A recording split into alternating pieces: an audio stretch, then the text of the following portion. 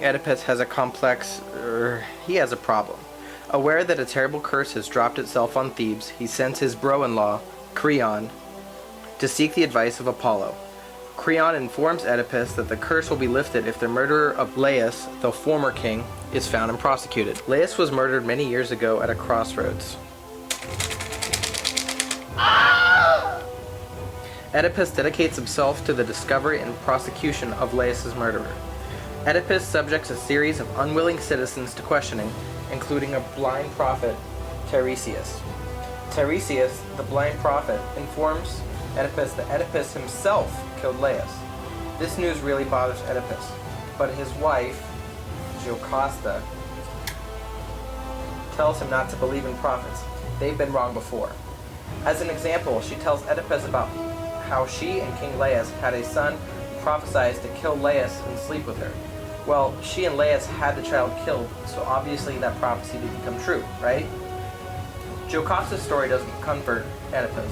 As a child, an old man told Oedipus that he was adopted, and that he would eventually kill his bio-father and sleep with his bio-mother. Not to mention, Oedipus once killed a man at a crossroads, which sounds a lot like the way Laius died, ... Jocasta urges Oedipus not to look into the past any further, but he of course ignores her. He goes on to question a messenger and a shepherd, both of whom have information about how Oedipus was abandoned as an infant and adopted by a new family. In a moment of insight, Jocasta realizes that she is Oedipus' mother and that Laius was his father. Horrified at what happened, she kills herself. Shortly thereafter, Oedipus too realizes that he was Laius' murderer and that he's been married to and having children with his mother.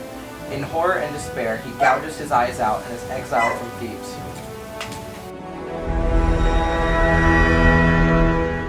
Alright, so Oedipus, blind and homeless, goes to a field in Athens called Colonus with his daughter Antigone.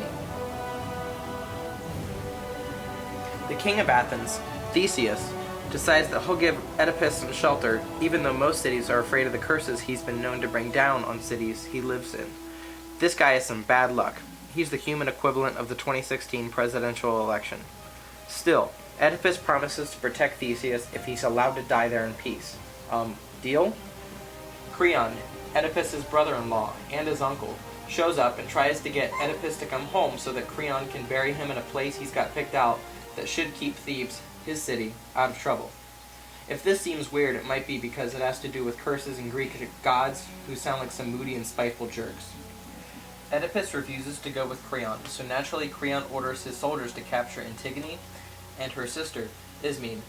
Considering Oedipus is blind, old, and homeless, this might seem like a bit of an overreaction, but if you haven't noticed, these ancient Greeks had a tendency to be a little dramatic. Oedipus is really bummed by this, and Theseus sends his own soldiers to get the girls back. They come back, and Theseus kicks Creon out of town. Good riddance. Next, Polynices, Oedipus' oldest son, asks Oedipus for his blessing. He wants to go back to Thebes and take back the throne from his little brother, Eteocles. Not so fast, Polynices. You can't just drive your old man out of town and come back for help when it best suits you. Oedipus laughs at his son's boldness and, instead of blessing him, curses both Polynices and Eteocles, predicting their death. And since Oedipus has a knack for actually bringing death and suffering to those he curses. It starts storming and oh, what do you know, Oedipus realizes it's time for him to die. He's an old man, so we can just kind of feel it. He leads Theseus and his daughters to a certain place where the earth swallows him up like a tasty little snack. Antigone and Ismene ask Theseus to take them back to Thebes so they can try and stop their brothers from killing each other. He agrees.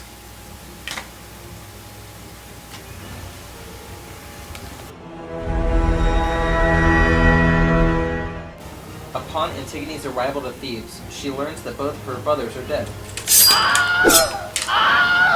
Eteocles has been given a proper burial, but Creon, Antigone's uncle who has inherited the throne, has issued a royal edict banning the burial of Polynices, who he believes was a traitor. Antigone defies the law, buries her brother, and is caught. When Creon locks her away in prison, she kills herself.